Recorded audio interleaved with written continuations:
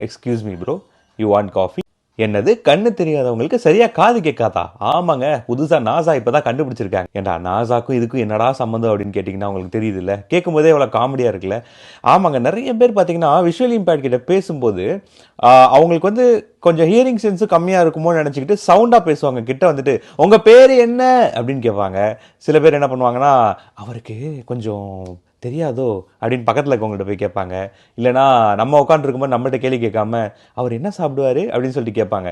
இதில் என்ன மெயினான விஷயம் என்னென்னா, கண் பார்வை இல்லாதவங்களுக்கு கண் மட்டும்தான் தெரியாது, காது நல்லாவே கேட்கும். ஸோ நீங்கள் வந்து பக்கத்தில் இருக்கவங்கள்ட்ட பேசினாலும் சரி, இல்லை எங்கள்கிட்ட இருக்கிறவங்க டேரெக்டாக if you come and talk to us also, we will be clear. நமக்கு வந்து எல்லாமே கிளியராக கேட்கும், கிளியராக தெரியும். ஸோ அதனால் if you want to address a visually impaired, address them directly.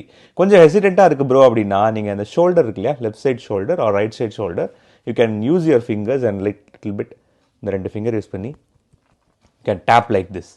Tape and ask question. Excuse me bro, you want coffee? Excuse me, what you will eat for breakfast? அந்த மாதிரி நீங்கள் வந்து you can ask questions. So இந்த tip உங்களுக்கு எப்படி இருக்குது அப்படிங்கிறத comment பண்ணிட்டு ஃபாலோ பண்ணுங்கள்.